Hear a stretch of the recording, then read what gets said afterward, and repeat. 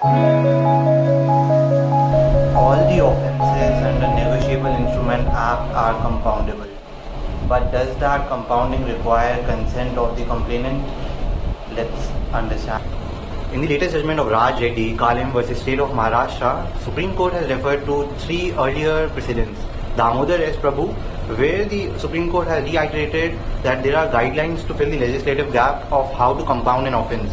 And in Meters and Instrument versus Kanchan Mehta, Supreme Court has reiterated and referred that the consent is not required, as if the complainant is properly and adequately compensated, the consent is not required, and the court can compound that offence by exercising the right under CRPC section 248.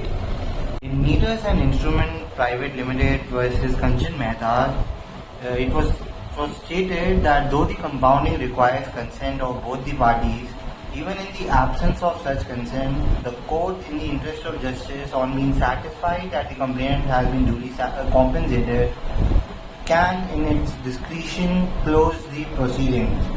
However, in the expeditious trial of cases under NI Act, the Supreme Court clearly mentioned that it is not a good law. Although in this particular matter the court compounded the case, but it was largely due to the fact that court wanted to reduce the burden on it, because there were multiple appeals running alongside this matter.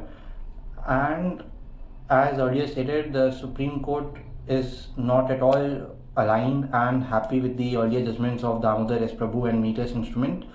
And as per my understanding, this judgment, the earlier judgment which everyone refers to while compounding and closing this matter or settling it at later stage, this won't be active for long. This will definitely be superseded, and sooner or later it will be very clear that compounding does require the consent of the complainant.